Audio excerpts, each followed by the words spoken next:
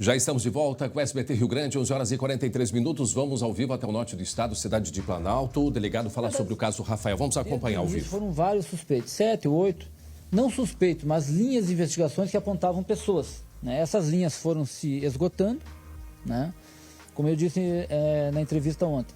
Inicialmente era um caso de desaparecimento, né? Um caso de desaparecimento que hoje ele é tratado como homicídio doloso, né?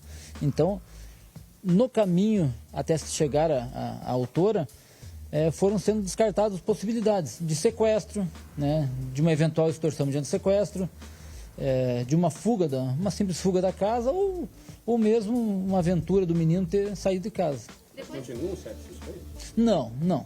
Já foram descartados alguns. Quantos suspeitos tem agora? Atualmente eu estou com duas pessoas ainda em análise. Pessoas da família? Eu não vou divulgar para justamente não atrapalhar, mas são pessoas que eu já tive contato. O padrasto, a relação dele? Em relação ao quê? A relação dele com o Fábio, o padrasto. Olha, o padrasto está sendo investigado como outras pessoas, né? Eu não posso descartar nem apontar ele como autor de alguma coisa.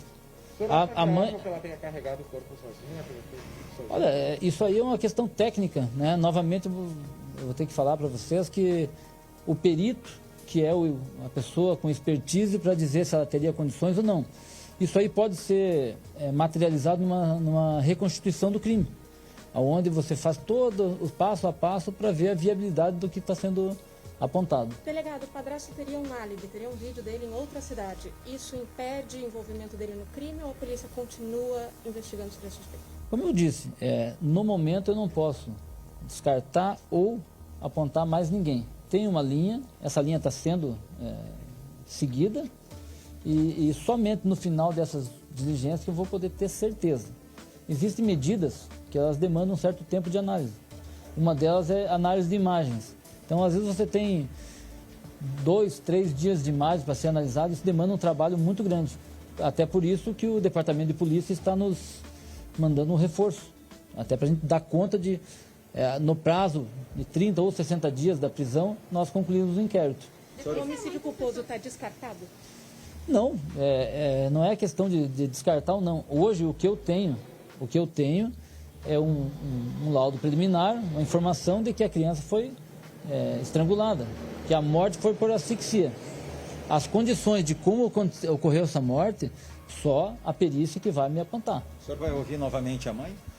A mãe, ela vai ser ouvida novamente, né? Quantas vezes forem necessárias, né? Agora há a questão da defesa, né? Que é acompanhar os depoimentos, que é um direito da defesa, né? Isso vai ser ajustado também, se vai ser aqui ou em outro local. Até por uma questão de segurança, eu não sei o destino que a mãe vai ser conduzida, né? O nosso presídio aqui de Iraí, ele é um presídio sem tantas condições de manter a detenta, ou outros presídios da região, Frederico Westphalen, Sarandi e mesmo Passo Fundo, podem, por ser próximo, podem gerar tumultos, entendeu?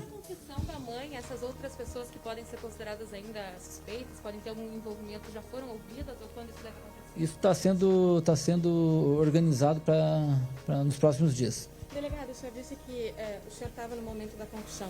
Sim. Chegou a ser questionado para ela se ela tinha um advogado, ela disse que não tinha, como que foi esse procedimento? Não, ela confessou espontaneamente, né?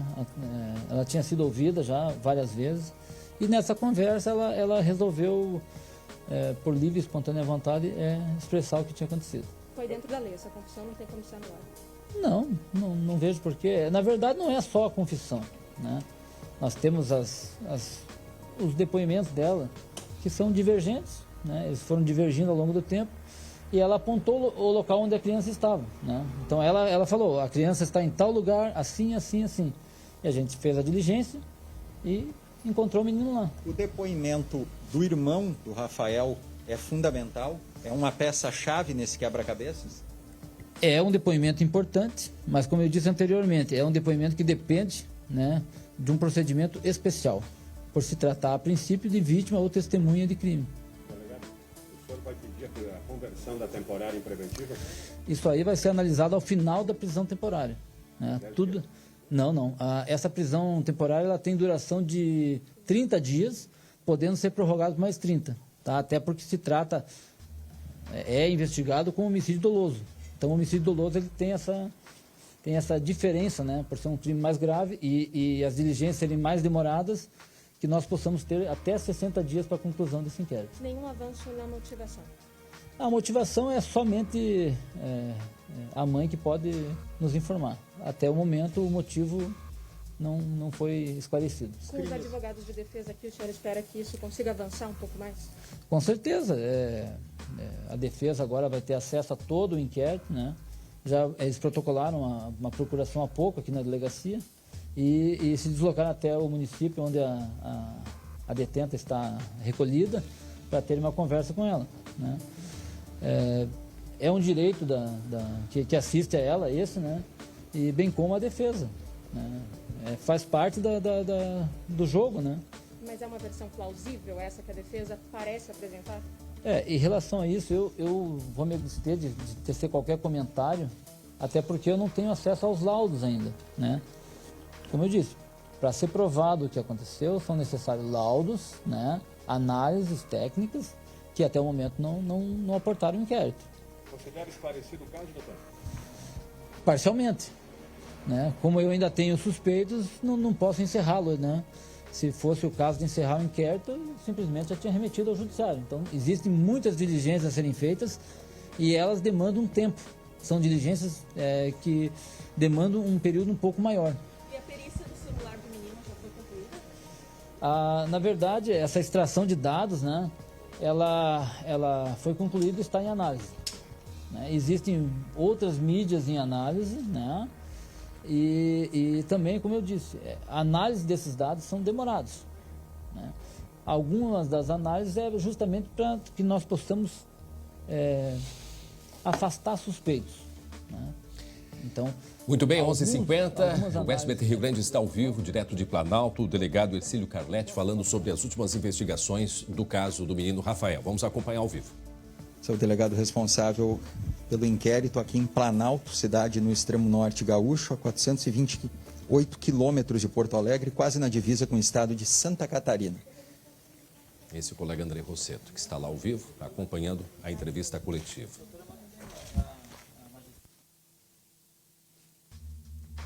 Parece que o delegado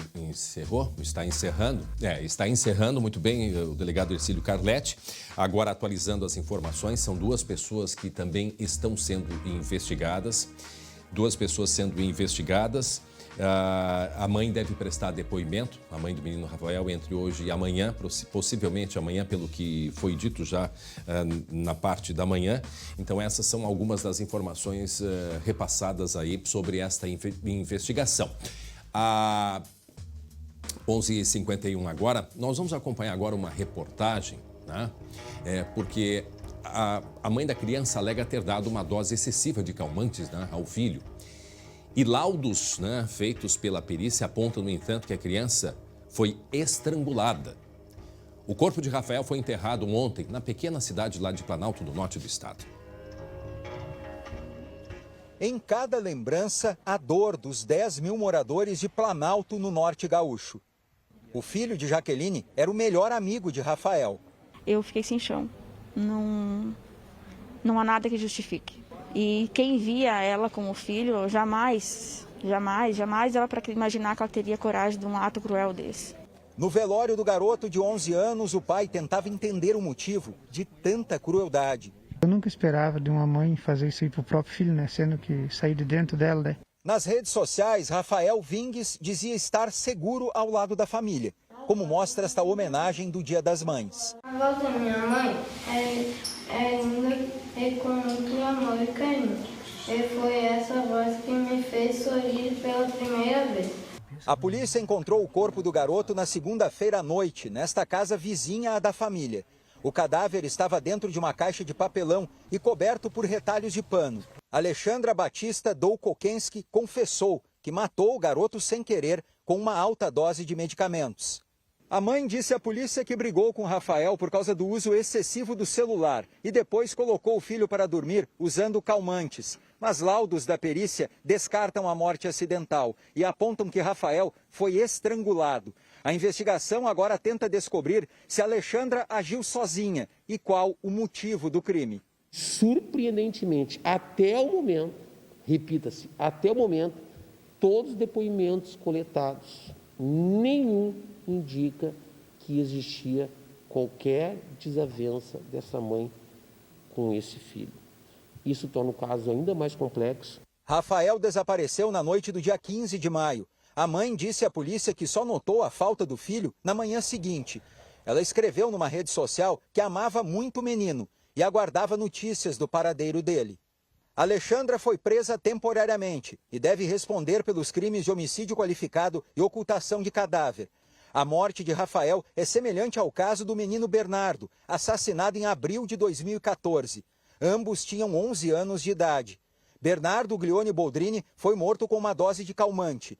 O corpo foi localizado 10 dias depois em Frederico Westphalen. Em 2019, a justiça condenou o pai de Bernardo, Leandro Boldrini, a madrasta Graciele Ugolini, a amiga do casal Edelvânia Virganovich e o irmão dela, Evandro Virganovich. Bom, a gente vai conversar agora com a Gabriela Lerina e também com o colega Glauco Paz a respeito deste caso aí. Nós ouvimos há pouco o delegado em entrevista coletiva, Ercílio Carletti, que acompanhou toda a investigação.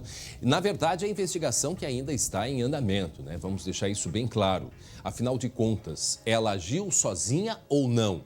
Ou até que ponto a mãe agiu?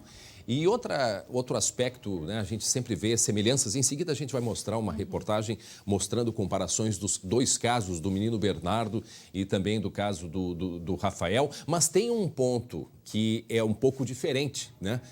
O caso do menino Bernardo, ele havia procurado, né, defesa porque ele estava sendo maltratado. Diferente do caso do menino Rafael, pelos relatos, inclusive o próprio delegado Ercílio Carletti disse, né, que a mãe passava com o menino levando para a escola todo dia, em frente à delegacia, parecia uma relação muito tranquila, muito normal. Então a gente vai conversar com a Gabriela Lerina, ela também teve contato com o delegado Marlon Taborda, né, Gabriela, a respeito deste caso. Eu falei delegado? O advogado. Não, perdão, o advogado Marlon Taborda, que era o defensor, né, da família por parte da mãe do menino Bernardo. Isso mesmo, André. Boa tarde para você e a todos que estão nos acompanhando. Olha, é impossível a gente desassociar. Quando a gente começou a ouvir a possibilidade de uma criança desaparecida, eu lembro que a gente até conversou na redação, não tinha como não pensar no caso Bernardo, que foi um caso que chocou todo o Rio Grande do Sul, inclusive o Brasil inteiro. O fato é realmente, ontem eu conversei com o advogado Marlon Taborda, ele que atuou, ele foi o advogado da avó do Bernardo, a Jussara, que ela já faleceu, inclusive, e ele até estava bastante emocionado ontem, veio até aqui à sede da RBE, da SBT conversar com a gente, ele estava muito emocionado, disse que passou um filme na cabeça dele, por quê? Porque ele se envolveu diretamente no caso, ele já era advogado da avó Jussara, e ele foi quem reconheceu o corpo de Bernardo quando ele foi encontrado na cova. Então, ele foi na madrugada lá, ele teve que passar por essa situação. Então, ele estava muito chocado com toda essa possibilidade de estar novamente vivendo isso. E ele me fez uma relação, apontou algumas semelhanças, que a gente já comentou, inclusive a polícia também chegou à conclusão de que os casos eram bastante parecidos. Por exemplo, 10 dias de desaparecimento, que a mãe teria dito que deu 2 comprimidos de calmante para o menino que estava bastante nervoso, assim como a madrasta Graciele também fez isso no caso Bernardo, que não foi confirmado ainda, como a gente sabe, em função do laudo do IGP, que mostra que o garoto morreu por asfixia. Mas o que mais chamou a atenção do advogado Marlon foi o fato da frieza da mãe Alexandra, porque ela não demonstrava emoção e até mesmo desespero. Imagina a possibilidade, né, de estar com um filho desaparecido e não se tinha aquele desespero, né, André? Gabriela, e ela chegou aí para a rede social. Eu imagino, né, que uma mãe, um pai numa situação dessa não tem a condição de chegar perto de uma rede social para escrever qualquer coisa. Nem passa pela cabeça algo semelhante. Diferente do que ela fez, né? O Glauco tá chamando a gente, né, Glauco? Não, apenas para complementar, não apenas ela foi na rede social, como ela deu uma entrevista depois do sumiço do garoto, pedindo que ajudassem a localizar. E falando esse menino. Exatamente. Como o pai do Bernardo, né? Na rádio, explicando a roupa que ele estava. Esse menino, ele estava com roupa e tal. Quer dizer, até esta semelhança aí, inclusive. E no rol das semelhanças também a manifestação da comunidade, né? Ontem teve um ato de solidariedade lá em Planalto, né? A comunidade se uniu, balões foram lançados, enfim. A exemplo do que aconteceu também no caso do menino Bernardo, porque realmente comove todo mundo. É o Brasil que fica tocado. Nesse caso do Rafael e também do caso do Bernardo, a demora para procurar a polícia. Imagina, uma mãe, né? O familiar próximo, o pai, no caso do Bernardo, que ia direto para a polícia. A mãe do Rafael, esta senhora que nós estamos mostrando aí, ela não foi na polícia, ela foi, na verdade, ao conselho tutelar, porque a mãe dela, a avó da criança, que empurrou. Né? E se repetiu com o caso, né? Aconteceu também no caso do Bernardo, que ele estava num jogo, né? O pai do Bernardo fumando charuto, enquanto que o menino estava desaparecido e os amigos diziam, mas o que tu tá fazendo aqui que tu não tá atrás do teu filho, atrás da polícia? Né? Inclusive, André, quando o Rodrigo Vinx, o pai do Rafael, chegou na casa para perguntar onde é que está o Rafael, o que aconteceu, Alexandre estaria sentado tomando chimarrão. Então, ou seja, também demonstra frieza, né, diante do desaparecimento do filho. Não, e a avó, contando isso, relato da avó, a mãe, né, dessa senhora aí, ela dizendo que quando chegou na casa da filha, sempre perguntava, cadê o Rafa? Cadê o Rafa? E ela disse, o Rafa não está na tua casa? Ela disse, olha, nesse horário ele nem estaria lá em casa, é muito cedo, mas cadê o Rafa? Começou a ficar preocupada e ela estava tranquila, inclusive com roupa como se fosse sair.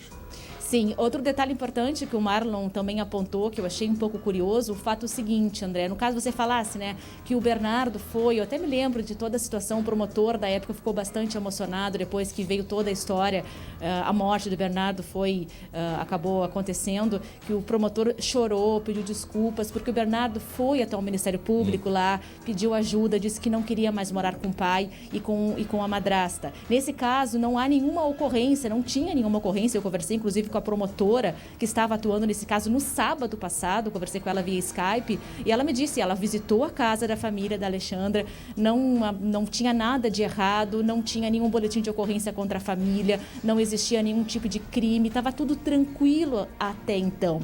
Marlon disse que esse é um ponto que realmente diverge dos dois casos, mas ele ele apontou um outro detalhe também. No caso, a justiça acabou reconhecendo que houve omissão de Bernardo.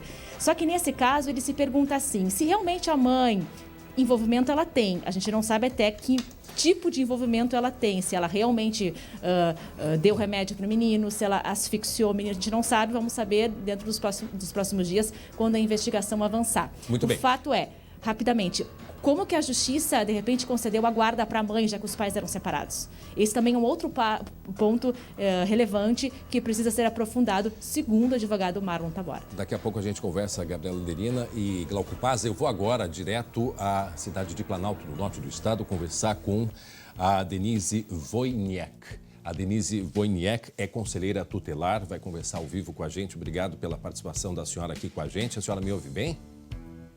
Sim, estou ouvindo. Conselheira tutelar da cidade de Planalto, eu queria que a senhora relatasse um pouquinho os primeiros contatos que a senhora teve com a mãe, como é que a senhora começou a participar, né, a tomar conhecimento deste caso do menino Rafael, por favor. Sim, só uma correção, é a Denise Bongiorno, tá? Nós somos em duas Denise e estávamos as duas no dia do acontecimento. É Bongiorno, né? Certo. Sim. Tá bom. Desculpe, então, feita assim, a correção. Conselheira não, tutelar, sem problema. Denise Bongiorno, por favor. Nós estávamos em duas, né? Como é de costume, na escala. E a Alexandra esteve aqui por volta das 9h30 da manhã. Que dia? Na sexta-feira, dia 15. Tá. Então a criança sumiu de quinta para sexta-feira, né? Foi o que ela falou, né? a informação que ela deu para nós. Ok, pode seguir o relato, por favor. Então, nós perguntamos, fizemos um atendimento de praxe, né? Pedimos algumas informações a respeito da criança, comportamento, porque, como já foi falado, ela nunca teve nenhuma visita do conselho aqui, nenhuma denúncia, nunca registramos nenhum atendimento em relação ao Rafael, nem tampouco quanto ao mais velho dela, né? Também é um adolescente. E, naquele momento, nós não tínhamos informações, né? E o que ela nos passou foi isso, que está sendo divulgado. Menino calmo, tranquilo, não tinha problema na educação. Mas, né? Menino bastante... Conselheira Denise, eu só queria voltar assim um pouco de detalhes. O momento que ela encontrou a senhora, eu não sei se a senhora conhecia ela da cidade, município pequeno, as pessoas se conhecem. Quando a senhora teve o contato físico com ela, qual era a expressão, qual foi a primeira palavra que ela falou para a senhora? Ela estava nervosa. Uma coisa que a gente chamou muito a nossa atenção, minha e a Denise, né? Porque ela não demonstrava um desespero, sabe? Bastante nervosa. Aí eu lembro que ela mexia muito com as mãos, assim, ela gesticulava bastante com as mãos. E chamou a atenção o fato de quando ela entrou, nós temos um vidro grande na nossa sala e até a gente comentou, nossa, deve ter acontecido alguma coisa séria, porque parece que ele está gritando com ela. E isso são fatos que a gente vai ligando depois, né? Ele quem? No momento, Desculpa. para nós, foi um atendimento normal. Ele quem gritando? O namorado, né? Ah, ele foi junto com ela. Ele dava essa impressão de estar... Eles estavam meio que discutindo no carro, porque foi muito rápido, né? Então é um detalhe que tu lembra depois, avaliando a situação com mais calma, né? E o que ele dizia? Vocês têm câmeras que possam... Não, porque assim, ó, ele estacionou o carro na frente da sede do conselho aqui na cidade. E por ser vidro, né? A nossa porta ela é toda em vidro. Chamou a atenção aquele gesto. E como a gente sabe que não Que gesto foi, boa, doutor? Que gesto foi físico dele? É um gesto, assim, ele gesticulava com as mãos, né? Porque ele estava dentro do carro e se mostrava nervoso, né? Então, ela entrou, nós atendemos ela. Como eu te falei, não havia esse desespero, né? E, a princípio, um atendimento normal. Então, ela falou algumas coisas que nós questionamos, como é que era o comportamento, se eles tinham discutido. Mas como é que ela disse para a senhora, sumiu uma criança ou não estou achando meu filho? Que palavras ela usou? Nesses termos, eu estou desesperada. Não, ela não disse desesperada, ela assim, eu estou muito preocupada porque eu acordei e não vi meu filho. Eu fui até a casa da avó, fui até o supermercado, que eram os lugares que ele costumava ir, e ele não estava. Mas isso já é uma mentira, né? E depois, ela teve umas contradições, né, nos depoimentos dela. Depois a gente conversa com um, conversa com o outro, o próprio delegado também confirmou. Na verdade, ali eu acho que foi ele que começou o desfecho, porque para uns ela falava que tinha tomado chimarrão com a mãe, para outros ela dizia que tinha ido até a mãe procurar. Então, é ali que começou, né? Pequenos detalhes, como ele falou ontem na coletiva. E a avó da criança estava junto nesse momento ou ela estava só com o namorado? Não. E em momento algum ela falou para nós que foi a avó que disse para ela vir até aqui. Na verdade, ela agiu, a gente hoje percebe que ela agiu exatamente como deveria agir. Ela fez os passos, né? Vem até o conselho, do conselho entra em contato com a DP, né? Ou com o Ministério Público, enfim. Eu acredito que, infelizmente, depois de a gente avaliar tudo e 10 dias de trabalho incansável, né, a gente percebe que alguns sinais ali dá para observar que ela pensou. Eu acredito hoje que ela pensou em cada detalhe. Ela pensou? Os detalhes, né? Porque ela veio até o órgão protetor da criança. Em cada detalhe, sim. Ela já esse processo, então, ele já teria sido pensado por ela. A senhora acredita que nesse momento o menino Rafael, ele já estava morto? Na verdade, nunca acreditamos que o Rafael pudesse estar morto. Para nós, enquanto conselho tutelar, nós temos essa... a nossa função é buscar, proteger, zelar pelos direitos, né? Então, tu olha uma criança de 11 anos até então, com uma mãe que sempre foi presente em sala de aula, sempre foi presente em reuniões escolares, levava, buscava os meninos muito bem vestidos. Tu não quer pensar que a mãe tenha feito alguma coisa, né? E a esperança fica. Sim, eu converso nesse momento com a doutora Denise Bongiorno, que é do conselheira tutelar na cidade de Planalto, no norte do Rio Grande do Sul. Conselheira Denise, a gente, com a sua experiência, com toda a sua vivência, né, nessa relação aí com o ambiente familiar, qual foi o momento que a senhora começou a perceber aspectos que ligavam os dois casos do menino Bernardo? E eu sei que foi muito forte aí para a região, porque em linha reta, o local onde o menino Bernardo foi enterrado, aquela cova, é de 20 quilômetros da cidade de Planalto em linha reta. Quer dizer, essa proximidade, algumas coincidências, qual foi o momento que a senhora começou a fazer uma relação entre os casos? O colegiado ele é composto de 5 conselheiras e nós mantínhamos muito contato no nosso grupo do WhatsApp.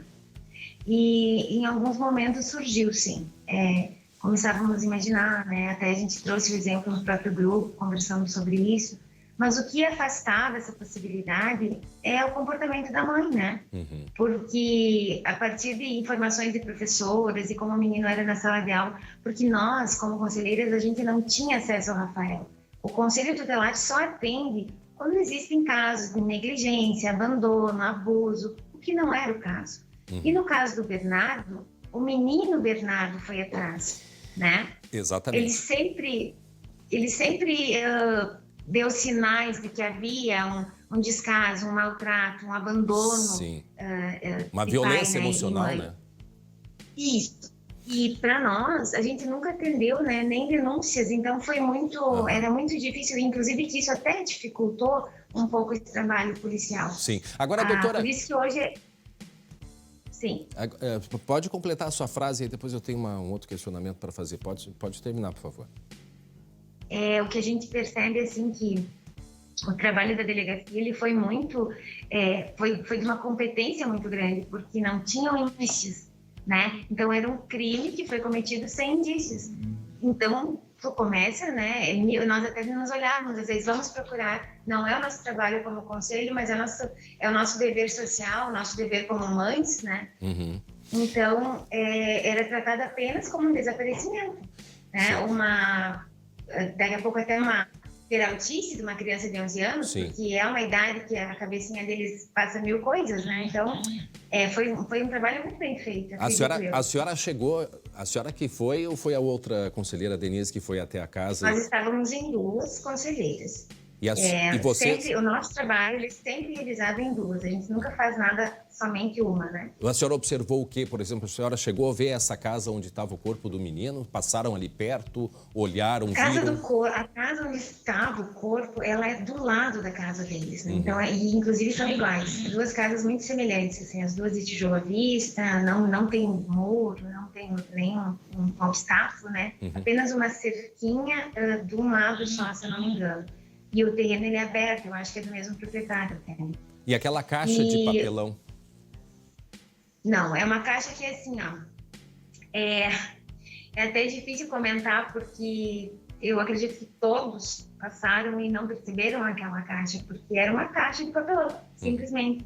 E como houveram músicas no local, né, não trouxe essa, não veio essa, acho que ontem até foi falado na coletiva, que não se sabe como que não foi, a caixa não foi encontrada, né? Uhum. Mas alguém teria dito que essa caixa foi vista essa caixa de papelão teria sido vista em alguma das visitas, em algum momento, dentro da casa da mãe do Rafael, né? É assim, ó, eu não tenho essa informação, até foi falado em algumas entrevistas, na mídia mesmo, em redes sociais, uma das conselheiras teria visto a caixa. Isso. Não, nós não temos essa caixa, nós não percebemos. Okay. O nosso trabalho, na verdade, é o menino, Rafael, sim, e o adolescente. Então, a gente trabalhava o tempo todo nesse sentido. Precisamos achar pistas, precisamos auxiliar, precisamos encontrar o Rafael e a esperança de encontrar com vida.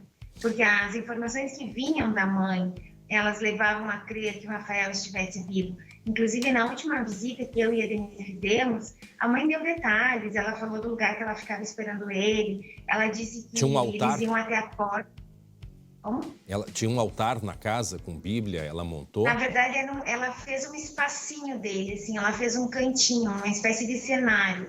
Então, o que tinha ali? Um bichinho de pelúcia, tinha uma Bíblia e uma camisetinha do Rafael. E aquela imagem para nós acho que foi a pior imagem que a gente tinha visto até então. Eu lembro que nós saímos da casa, eu e a minha colega, nos olhamos e as duas, né, no mesmo momento, não pode ter sido essa mãe, né? Então, e os detalhes que ela trazia, muito reais. Nós vamos no quarto do Rafael a todo momento. O Anderson, né, que é o menino mais velho, ele via o Rafael lá dentro, ele dizia que o Rafael não tinha acontecido nada de ruim com o Rafael, que ele tinha certeza. Então, nós nos preocupamos muito com o Anderson nesse momento, porque é um adolescente. E esse trauma, para ele, é algo que vai ser inesquecível. Não tem como ele esquecer, né? Bom, eu quero encerrar a entrevista, eu teria muitas perguntas, inclusive assim, o que leva uma mãe com todas essas características a cometer o crime que cometeu, quer dizer, algo inatingível, eu acho, na cabeça da gente, inatingível.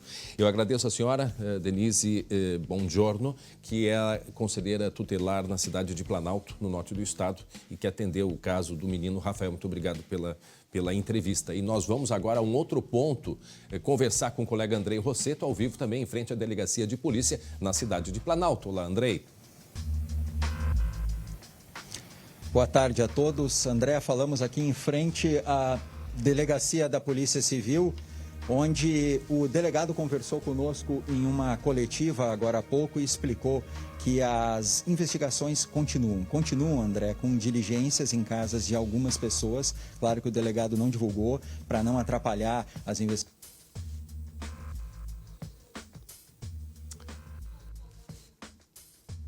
Que a gente rodou anteriormente no programa, ali é o delegado falando ao vivo, um depoimento fundamental, um depoimento que é uma peça-chave, o adolescente, irmão do menino Rafael. Esse adolescente vai ser ouvido num depoimento sem dano, um depoimento especial, como ele é menor de idade, a justiça tem todo esse cuidado para tomar o depoimento dele, que o delegado afirma vai ser um depoimento essencial. Agora, a linha de investigação segue a mesma, a mãe confessou que usou calmantes para sossegar o menino e acabou matando ele de forma sem querer, intencional.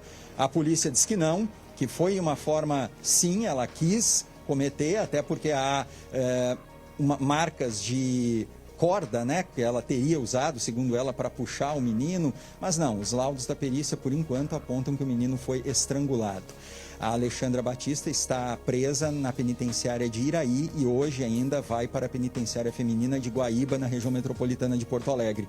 Nós conversamos com um dos advogados da defesa da Alexandra Batista, o Gustavo Nagelstein, e também ele segue nessa linha de defesa, dizendo que a morte do menino foi sem querer. Vamos escutar a entrevista do advogado Gustavo Nagelstein.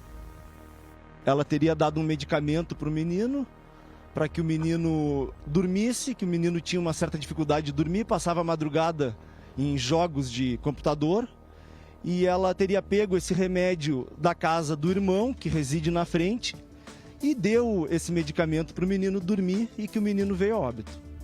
Ela, na verdade, não confirma se o menino veio a óbito pelo medicamento, né? Mas ela não viu sinais vitais do menino na madrugada, quando acorda e vê o menino com a boca roxa e com a respiração. Ela não sentiu a respiração, né? A partir desse momento, ela entra numa situação de desespero, até por conta de estar com outro filho dentro de casa e tentando preservar o outro filho, e começa essa situação louca que difícil nós nos colocarmos no papel dela, no lugar dela, mas deu uma consequência de erros e decisões mal tomadas, né? Ela está desesperada, todo momento ela se preocupa com outro filho, né? Que ela vai perder o contato com outro filho, ela não sabe o que vai ser da vida dela, e eu acho que fica bem claro a demonstração dela de que isso foi uma fatalidade, que não havia a vontade dela de acontecer isso. Bom, Andrei, o que eu acho, a impressão que a gente tem, assim, na verdade, estão faltando detalhes, né? Eu não sei se a polícia também está preservando algumas informações, né? Por causa da investigação, mas está faltando aí um roteiro, né? Passo a passo do que de fato aconteceu. Então, assim, a gente não tem muito esclarecimento. Uma hora foi remédio, mas aí a perícia diz que não tem remédio, né? Aí tem encontrado um fio no pescoço, não foi uma corda, parece que foi um fio no pescoço, e outros machucados que a perícia ainda vai esclarecer se tem ou não relação. Enfim, o que me parece que está faltando a própria polícia ter certeza de que foi ela, né? Junto. Quer dizer, ela tinha conhecimento porque ela indicou. Mas até isso tem que se colocar no leque. Qual foi a participação dela e se teve alguém ou não junto que participou. Quer dizer, tem 2 sendo investigados. Então é isso, acho que faltam uma série de informações pra gente, mais detalhadas do que de fato aconteceu. Exatamente, André. O que a polícia trabalha agora é saber o motivo, realmente, o motivo do crime e se ela agiu ou não sozinha.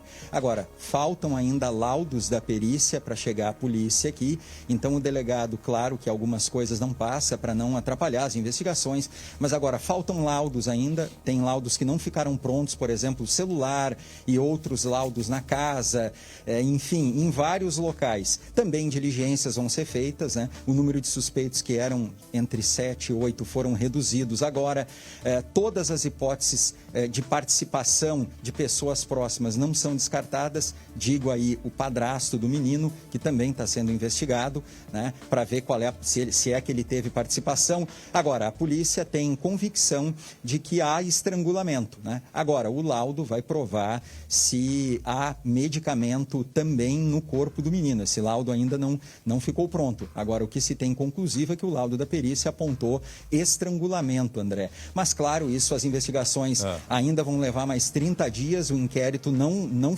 foi concluído ainda para ser remetido à justiça. O delegado foi categórico que as investigações continuam e sim, o caso ainda não está encerrado e há um mistério realmente para responder 2 questões. O motivo e se ela agiu ou não sozinha, André. Ok, obrigado, Andrei Rosseto, ao vivo, em frente à Polícia Civil da cidade de Planalto, no norte do Rio Grande do Sul. Lembrando que a cidadezinha é muito pertinho ali de Três Passos, não mais, Três Passos é um pouquinho mais longe, mas de Frederico Westphalen, onde teve todo o enredo da morte do menino Bernardo. Como eu disse, em linha reta da cidade de Planalto até o ponto em que o menino Bernardo foi enterrado, são 20 quilômetros. Então, assim, se repete todo esse cenário, toda essa cena dessa tragédia envolvendo uma criança de 11 anos. De fato, amanhã a mãe da criança deve ser ouvida mais uma vez pela polícia, né? A gente não sabe o estado, como que ela está, até que ponto ela está passando informações, mas certamente a polícia tem muitas informações, né, guardadas certamente, porque é uma questão de investigação, obviamente, e ainda muitas coisas a serem esclarecidas com a própria mãe da criança.